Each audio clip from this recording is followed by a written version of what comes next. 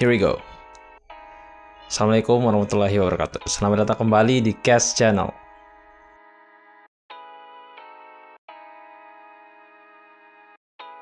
Teman-teman, pada kesempatan kali ini kita akan membahas tentang suatu pertanyaan.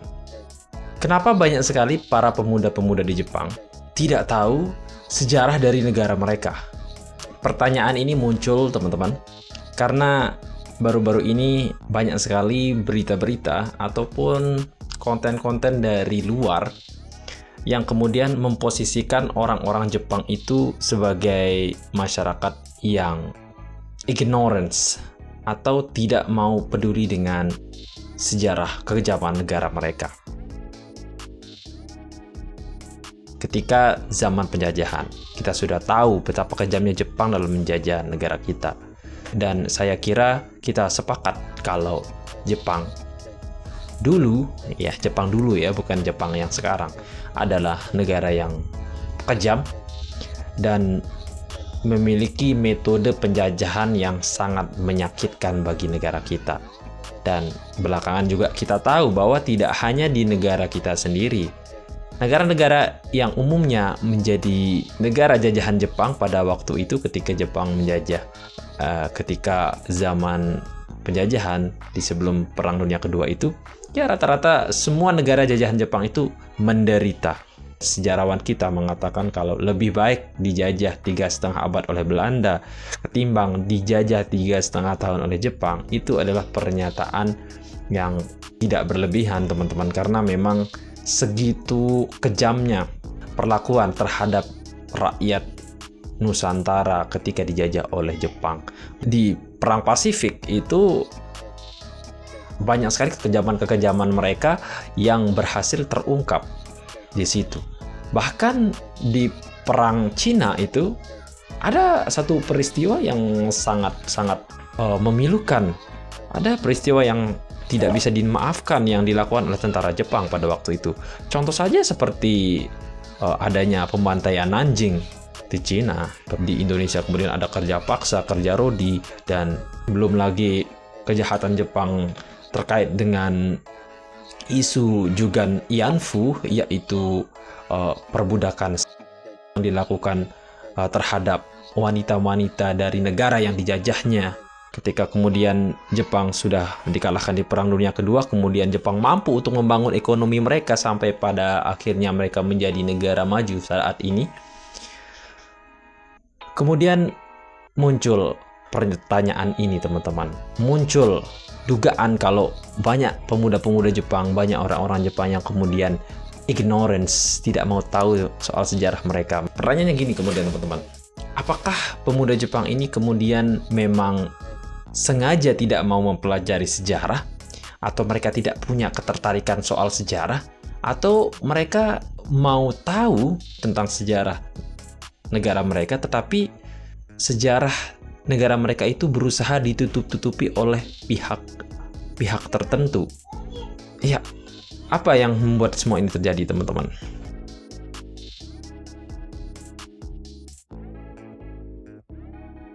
Guru-guru di Jepang itu mengajarkan kepada murid-muridnya kalau dulu nenek moyang mereka itu adalah bangsa yang sangat hebat dan selalu berjuang untuk kaisar dan membawa kebaikan begitu.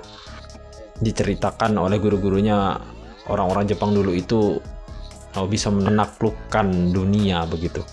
Seperti itu. Jadi apa yang diceritakan oleh guru-guru di Jepang itu terhadap murid-muridnya hanya kebaikan-kebaikan dari tentara Jepang ketika Perang Dunia Kedua. Yang diceritakan baik-baiknya saja, yang diceritakan adalah heroisme dari tentara-tentara Jepang. Sementara hal-hal yang buruk, yang walaupun itu adalah fakta sejarah, itu nggak diceritain. Nah, jadi mungkin inilah yang kemudian membuat para pemuda Jepang itu tidak tahu menahu bagaimana kekejaman bangsa mereka. Kurikulum yang diberikan sekolah, yang diberikan pemerintah soal sejarah bangsa mereka itu dibatasi. Dan yang diceritakan adalah semacam propaganda begitu, teman-teman. Propaganda yang lebih menonjolkan citra baik dari pemerintah Jepang itu sendiri. Sementara kekejaman-kekejaman apa yang telah mereka lakukan, bahkan pembantaian anjing, mungkin orang-orang Jepang ataupun murid-murid di Jepang itu nggak dikasih tahu.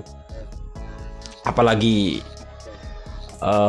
kekejaman yang dilakukan mereka terhadap orang-orang Indonesia ketika mereka menjajah Indonesia, mungkin itu juga nggak diajarkan di sana. Bahkan orang Jepang itu nggak tahu kalau dulu itu negara mereka pernah menjajah Indonesia.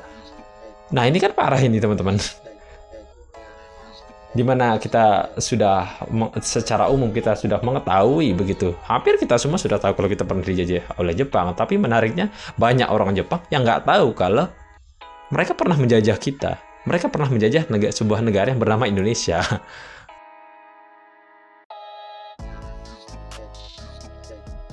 Buku kritis ditolak tentang sejarah, bahkan persetujuan penerbitnya itu dipersulit begitu. Jadi kalau ada orang-orang Jepang yang kemudian mau membaca buku tentang sejarah, itu akan sangat kesulitan karena dibatasi oleh pemerintahnya sendiri. Diskusi tentang perang, apalagi ini adalah konteks sejarah yang melibatkan bangsa Jepang itu sendiri, itu sangat-sangat tabu di Jepang itu. Bahkan kalau ada yang berusaha membuka diskusi soal itu, akan kelihatan aneh, akan dipandang aneh oleh orang-orang Jepang itu sendiri. Karena itu dianggap tidak sopan dan terlalu politis begitu. Mereka, orang-orang Jepang itu lebih cenderung untuk mau membicarakan hal-hal yang kekinian gitu, atau pop culture seperti anime dan lain sebagainya, modernisasi. Kalau udah mulai membahas tentang sejarah, apalagi kekejaman di zaman dahulu, itu akan dianggap aneh gitu, freak gitu di Jepang sana. Meskipun kita melihat di anime, itu banyak anime yang membahas tentang sejarah, tetapi yang dibahas hanya permukaannya saja begitu, tidak mendalam. Nasionalisme pasca perang yang ambigu. Setelah 1945, Jepang dibangun sebagai negara damai dan anti-militer, tapi tidak ada proses pengadilan nasional terhadap kejahatan-kejahatan mereka. Ada sih pengadilannya, cuman nggak se-ekstrim apa yang dilakukan di Jerman gitu. Jadi pasca Perang Dunia Kedua, kejahatan perang yang dilakukan oleh Jepang itu sendiri itu tidak diadili sebagaimana mestinya, tidak diadili sekeras pengadilan yang dilakukan di Jerman begitu. Kalau di Jerman kan langsung ditangkapin itu orang-orang yang terlibat atau jenderal-jenderal terlibat ketika Perang Dunia Kedua. Dan di Jepang juga dilakukan hal yang sama, tetapi banyak kemudian orang-orang yang terlibat ataupun pemimpin-pemimpin yang terlibat di Perang Dunia Kedua yang ada di Jepang itu yang kemudian dibebaskan oleh pihak Amerika atau pihak sekutu. Kenapa dibebasin, teman-teman? Kenapa kayak hukumannya itu diringankan begitu ketika ini hubungannya dengan Jepang? Ya karena jelas di situ dilihat kalau Amerika itu ingin membangun Jepang begitu. Dia melihat Jepang itu sebagai komoditi ataupun sebagai mitra yang mungkin bisa menguntungkan mereka di masa depan. Ya, Jepang punya kekuatan untuk menggerakkan negara-negara di Asia begitu. Untuk apa? Untuk memaksimalkan keuntungan bagi Amerika sendiri. Itu yang dilihat oleh Amerika, sehingga Jepang kemudian di framing sebagai negara yang tidak bersalah begitu. Dan itu semua dilakukan oleh Amerika karena rasa bersalah juga, karena sudah mengebom Jepang. Jadi ada rasa bersalah di situ dan juga ada niat ekonomi juga di situ yang berhubungan dengan Amerika ke Jepang. Beda dengan di Jerman. Kalau di Jerman apa yang mau dibuat di situ? Tidak terlalu ini ya, tidak terlalu ngaruh buat Amerika begitu. Jadinya ya yang di roasting, yang diingat-ingat kesalahannya pasti Jerman gitu. Amerika, Hollywood bikin film pasti soal kejahatan Jerman, pasti soal Hitler, bagaimana kegilaan dari seorang Hitler. Slogan Heil Hydra di Marvel itu kayaknya terinspirasi dari Heil Hitler di Jerman kayaknya. Jadi udah udah kemana-mana begitu. Kritik yang dilakukan oleh dunia terhadap Jerman udah bersebaran di mana-mana. Udah kenyang lah begitu orang Jerman sama kritik, sementara di Jepang enggak gitu. Nah, alasan yang kelima itu media dan pop culture itu jarang memberitakan soal sejarah Jepang begitu. Oke, mereka menceritakan sejarah Jepang, tapi yang bagus-bagusnya saja. Contoh yang di-up di media Jepang kayak keberanian dari samurai, bagaimana Jepang bisa menaklukkan bangsa Mongol dengan kamikaze-nya. Nah, peristiwa-peristiwa sejarah seperti itulah yang di-up di media sosial dan kemudian dimasukkan di pop culture-nya. Bukan fokus kepada kejahatan-kejahatan mereka di Pasifik begitu. Mereka fokus ke pengembangan seperti itu, anime, pop culture, game, dan lain sebagainya. Sejarah ada, tetapi singkat dan tidak mendalam. Dan anak mudanya juga jarang ada yang terlalu ingin tahu begitu tentang sejarah negara mereka. Mereka lebih suka untuk mengikuti pop culture. Yang keenam itu, di Jepang itu alasannya ada polarisasi di situ, teman-teman. Maksudnya polarisasi di situ adalah di mana orang-orang Jepang itu terbagi menjadi dua kelompok. Kelompok yang pertama ada kelompok yang menyangkal kejahatan-kejahatan perang yang dilakukan oleh nenek moyang mereka, oleh bangsa Jepang, begitu pendahulu mereka ketika perang dunia kedua. Ada kelompok yang menyangkal hal itu. Ya, biasanya kelompok-kelompok ini berasal dari pemerintah begitu, karena mereka nggak mau kestabilan sosial itu diganggu-gugat. Sementara ada kelompok yang lain, yaitu kelompok yang mengkritisi dan ingin mengetahui lebih jauh tentang sejarah. Ada kelompok-kelompok seperti ini di Jepang, tetapi jumlahnya sangat sedikit. Kelompok seperti semacam ini bisa bilang adalah kelompok minoritas di Jepang. Nah, karena ada polarisasi ini, maka generasi muda Jepang jadi bingung gitu, mau mengikuti yang mana ini, mau ikut menyangkal atau mau ngikutin yang kritis ini. Jadi bingung gitu. Akhirnya mereka lebih memilih untuk diam aja gitu dan lebih mending nonton anime aja. Sebenarnya nggak semua orang-orang Jepang itu buta akan sejarah, tapi ada kelompok masyarakat di Jepang yang kritis, cuman jumlahnya itu sangat sedikit. Jadi teman-teman, generasi muda Jepang itu sebenarnya tidak tahu sejarah itu bukan karena mereka ignorance. Ada sekelompok pemuda yang ingin tahu sebenarnya, tetapi ini lebih ke kurikulum yang diterapkan oleh pemerintah Jepang itu sendiri yang sangat dibatasi dan tidak memberikan kebebasan bagi ruang kritis untuk membahas sejarah, terutama sejarah dari bangsa mereka sendiri.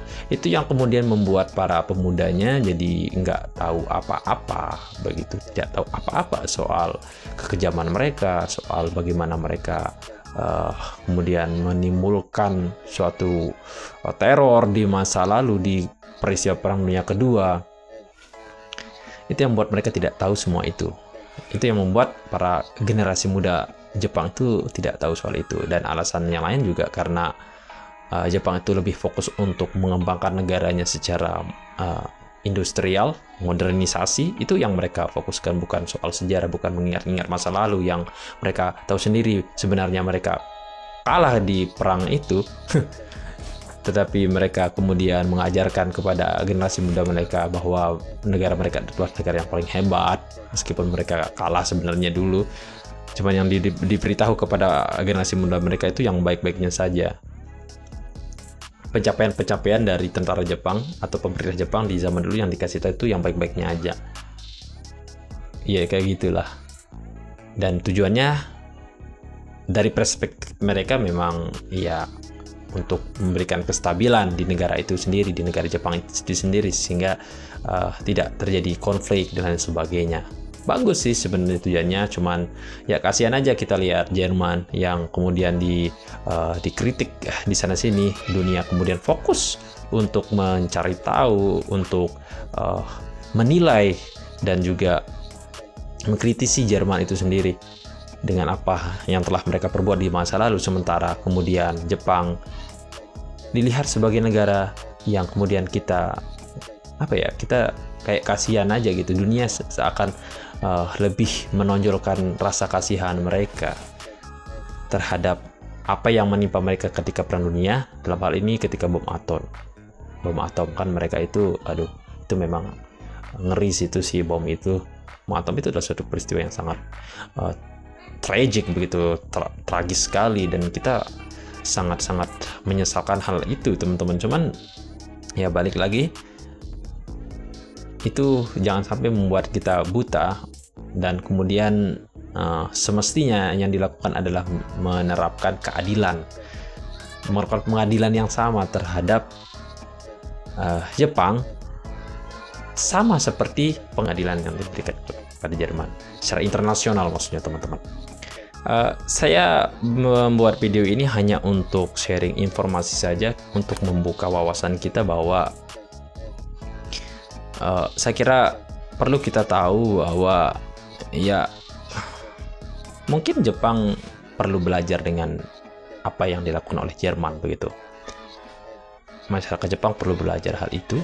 Walaupun saya bilang gini nggak mungkin didengarkan sama mereka juga, cuman ya kita berharap seperti itu, karena apa yang dilakukan Jerman sudah cukup bagus, begitu. Masyarakat Jerman sudah cukup bagus, mereka mengakui kesalahan dan bahkan dibuat monumen-monumen yang semestinya menjadi pengingat bagi kita supaya sejarah yang kelam itu tidak terulang lagi. Itu poinnya, teman-teman. Saya sebenarnya adalah orang yang sangat-sangat menyukai budaya Jepang. Saya sangat suka pop culture dari Jepang. Saya suka budaya mereka, saya suka budaya kerja keras mereka dan pantang menyerah. Itu yang saya suka dari mereka. Jadi saya membuat video ini bukan untuk menyudutkan orang-orang Jepang yang sekarang. Tidak, teman-teman.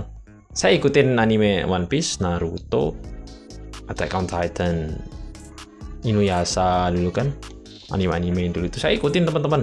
Jadi ya kita hanya membahas ini untuk sebagai bahan diskusi saja ya. Oke, take it enough. See you next time guys, and assalamualaikum warahmatullahi wabarakatuh.